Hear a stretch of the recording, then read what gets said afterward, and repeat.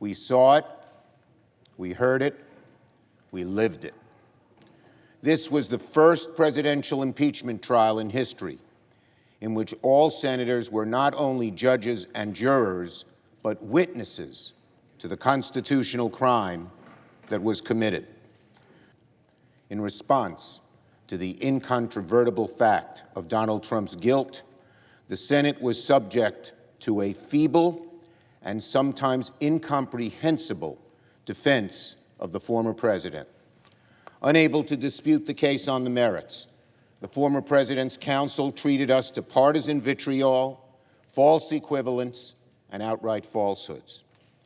We heard the roundly debunked jurisdictional argument that the Senate cannot try a former official, a position that would mean that any president could simply resign to avoid accountability for an impeachable offense, a position which in effect would render the Senate powerless to ever enforce the disqualification clause in the Constitution. Essentially, the President's counsel told the Senate that the Constitution was unconstitutional. Here's what the Republican leader of the Senate said. The mob that perpetrated the, quote, failed insurrection, unquote, was on January 6 was, quote, provoked by President Trump. You want another word for provoke? How about incite? Yet still, the vast majority of the Senate Republican caucus, including the Republican leader, voted to acquit former President Trump, signing their names in the columns of history alongside his name forever.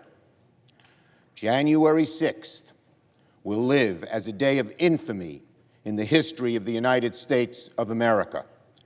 The failure to convict Donald Trump will live as a vote of infamy in the history of the United States Senate.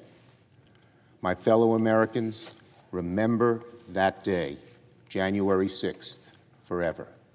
The final terrible legacy of the 45th President of the United States, and undoubtedly our worst.